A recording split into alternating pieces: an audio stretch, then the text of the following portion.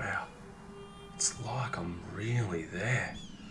I can really see it. Oh, hi, sorry. I was too busy making a movie in my head as I was reading. I've been reading a text about these two gunslingers who have organised to meet at high noon to have a shoot-off. Let's have a look. Wow.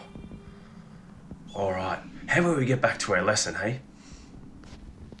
Okay, today, what we're going to be doing is reading a passage together and visualising from the same text to show that each person is able to make a unique movie in their head.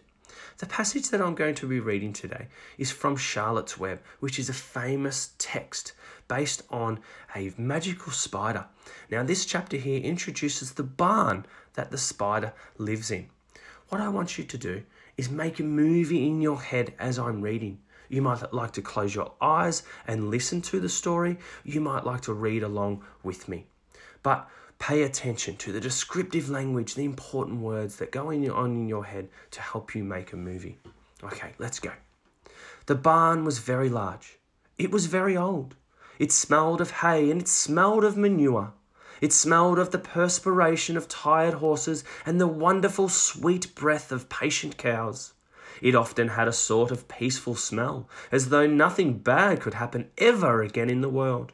It smelled of grain and of harness dressing and of axle grease and of rubber boots and of new rope. And whenever the cat was given a fish head to eat, the barn would smell of fish.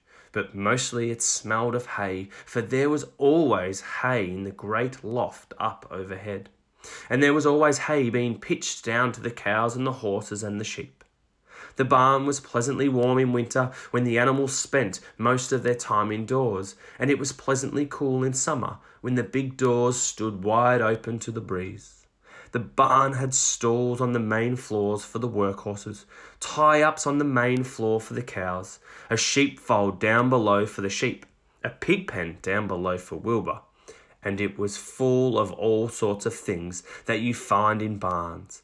Ladders, grindstones, pitchforks, monkey wrenches, scythes, lawnmowers, snow shovels, axe handles, milk pails, water buckets, empty grain sacks, and rusty rat traps.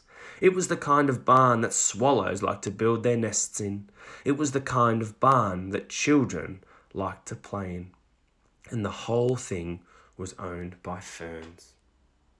Okay, guys, now that you've heard the passage being read, I want you to describe what the barn looks like in your movie. Think about what it looks like, what it smells like, what you can see, what are the important parts to that barn. You're going to draw a picture of that barn and then write a description of what you see in the movie in your head.